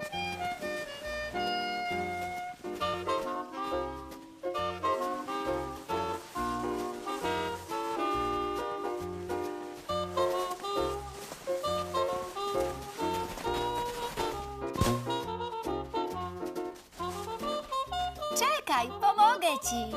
Przetoczmy ją tam, gdzie jest więcej śniegu.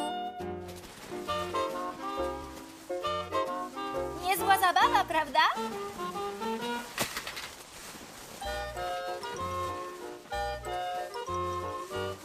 Myślę, że jest już chyba wystarczająco duża. Teraz musimy postawić tę kulę na górze.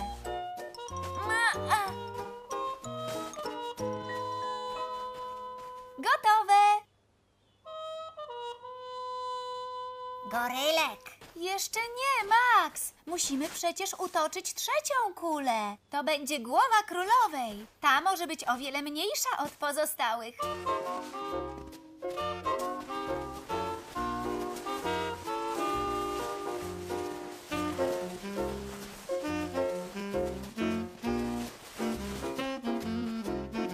Taka chyba wystarczy. Pomóż mi ją ustawić na samej górze, dobrze, Max?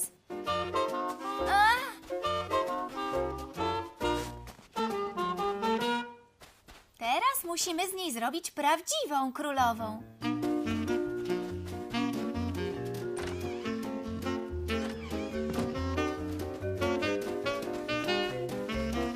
Do tego będą potrzebne ozdoby, braciszku.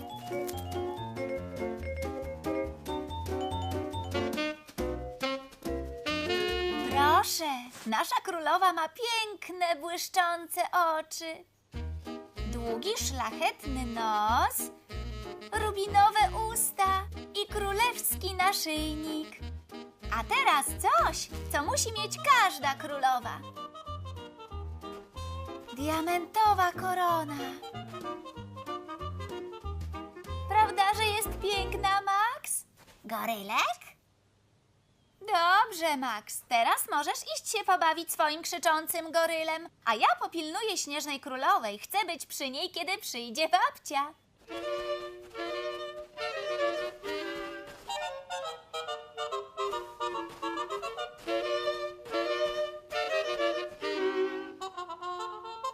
Gorylek! Mówiłam już, że możesz się nim pobawić. Gdzie on jest? Nie mógł tak po prostu zniknąć. Kto nie mógł zniknąć? Babcia! Jak ci się podoba królowa? O, jest bardzo, bardzo piękna.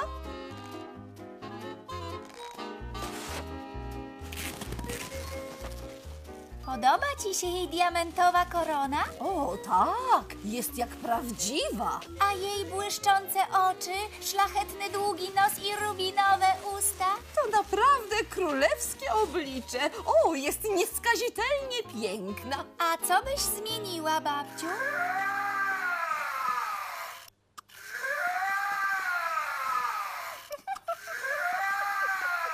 Nic a nic.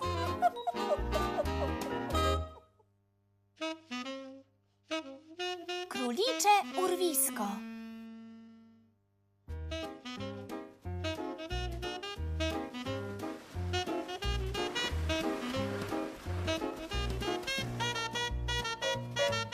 Szybciej!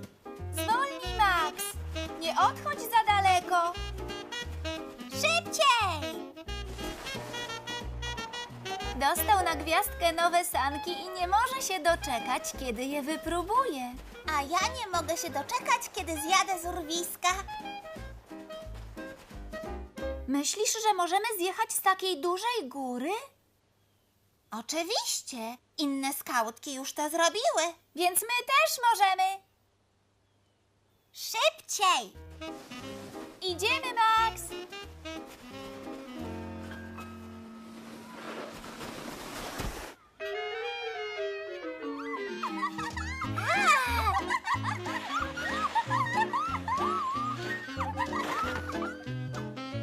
To tutaj. Królicze urwisko. Ale będzie zabawa! Tak! Szybciej, szybciej, szybciej! O nie, Max, to królicze urwisko. Jesteś za mały, żeby stąd zjechać. Tylko duże króliczki jak my mogą to zrobić. Duże króliczki na dużych sankach jak te.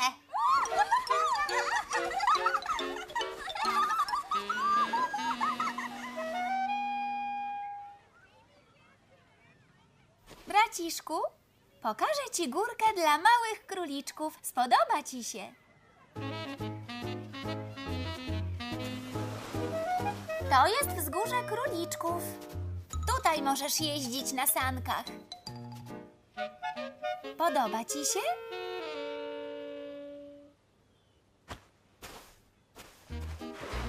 Dokąd idziesz? Szybciej! O nie, Max, nie idź na królicze urwisko. Spróbuj zjechać ze wzgórza króliczków. Dobrze? Zjadę z tobą pierwszy raz. Usiądź na sankach, a ja cię popchnę. Gotów? Raz, dwa, trzy, start! Hurra!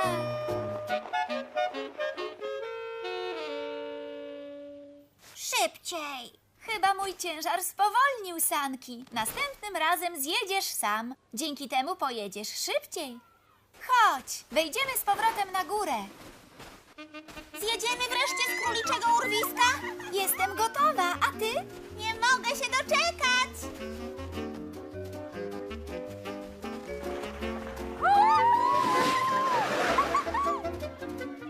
Chcesz siedzieć z przodu czy z tyłu?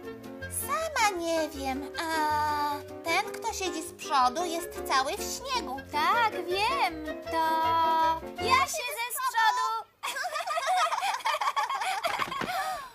Szybciej! Nie, Max. Możesz zjeżdżać ze wzgórza króliczków. Posłuchaj, tym razem zjedziesz sam. Popchnę cię bardzo mocno, żebyś pojechał szybciej. Szybciej!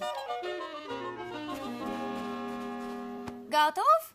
Raz, dwa, trzy, start! Hurra! Jechałeś o wiele szybciej, Max. Tak, zdecydowanie szybciej. A teraz my. Jesteś gotowa, Luizo? Jasne, Ruby. O, zjeżdżałaś już kiedyś tak szybko? Królicze urwisko jest bardzo strome. O. I co, zjedziemy? Jasne, jeśli chcesz. Szybciej! Wiesz co? Popchniemy cię teraz obie, żebyś zjechał naprawdę szybko. Dobrze, Luizo? Pewnie. Gotów? Raz, dwa, trzy, start!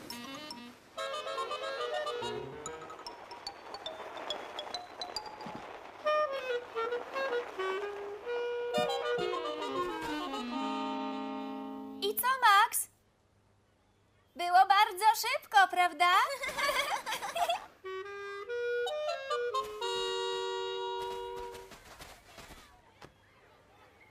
Może popatrzymy trochę, jak inne króliczki zjeżdżają, zanim same zjedziemy? Świetny pomysł, Ruby. Dobre skautki nie szczędzą czasu na przygotowania.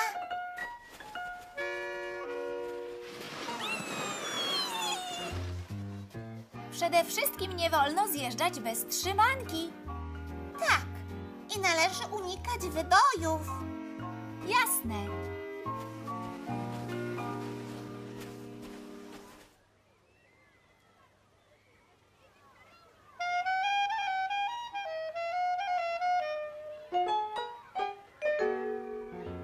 Uda nam się. Oczywiście, że tak. Jesteśmy skautkami. Skautki są dzielne, każdy to wie. One niczego nie boją się. Co robimy? Do dzieła! Dobrze, ja usiądę z przodu. Tylko obiecaj, że nie zakryjesz oczu. Obiecuję. Gdzie się podziały sanki? Gdzie jest Max? Jego sanki są, ale on zniknął. O nie! Niemożliwe. Max! Szybciej! Ruby, co ty robisz? Muszę dogonić Maxa. Zaczekaj, pojadę z tobą. O!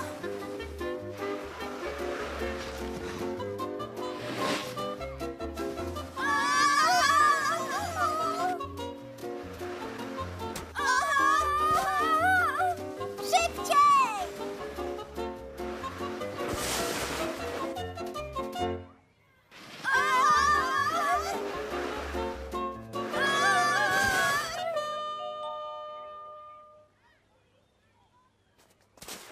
Max! Wszystko w porządku? Szybciej! Wersja polska, telewizja polska, agencja filmowa, reżyseria Dorota Kawęcka, dialogi Joanna Kuryłko na podstawie tłumaczenia Łukasza Rosińskiego, dźwięk Wiesław Jurgała, montaż Danuta Rajewska, opracowanie muzyczne Piotr Gogol, tekst piosenki Wiesława Sujkowska, kierownik produkcji Krystyna Dynarowska. Wystąpili Katarzyna Tatarak, Agnieszka Kunikowska, Iwona Rulewicz, Anna Apostolakis i Janusz Wituch.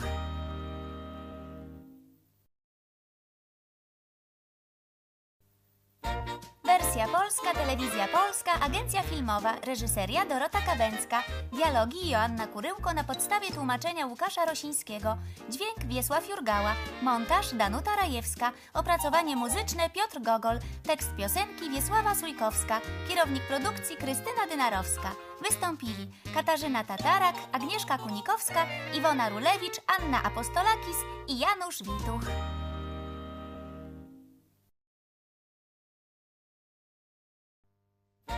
Wersja polska, telewizja polska, agencja filmowa, reżyseria Dorota Kabęcka, dialogi Joanna Kuryłko na podstawie tłumaczenia Łukasza Rosińskiego, dźwięk Wiesław Jurgała, montaż Danuta Rajewska, opracowanie muzyczne Piotr Gogol, tekst piosenki Wiesława Sujkowska, kierownik produkcji Krystyna Dynarowska.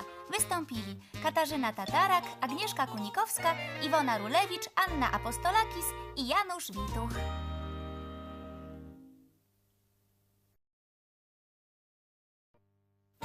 Wersja polska, telewizja polska, agencja filmowa, reżyseria Dorota Kabęcka, dialogi Joanna Kuryłko na podstawie tłumaczenia Łukasza Rosińskiego, dźwięk Wiesław Jurgała, montaż Danuta Rajewska, opracowanie muzyczne Piotr Gogol, tekst piosenki Wiesława Sujkowska, kierownik produkcji Krystyna Dynarowska.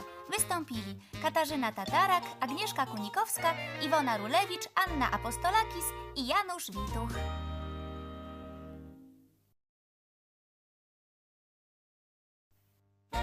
Wersja polska, telewizja polska, agencja filmowa, reżyseria Dorota Kabęcka, dialogi Joanna Kuryłko na podstawie tłumaczenia Łukasza Rosińskiego, dźwięk Wiesław Jurgała, montaż Danuta Rajewska, opracowanie muzyczne Piotr Gogol, tekst piosenki Wiesława Sujkowska, kierownik produkcji Krystyna Dynarowska. Wystąpili Katarzyna Tatarak, Agnieszka Kunikowska, Iwona Rulewicz, Anna Apostolakis i Janusz Wituch.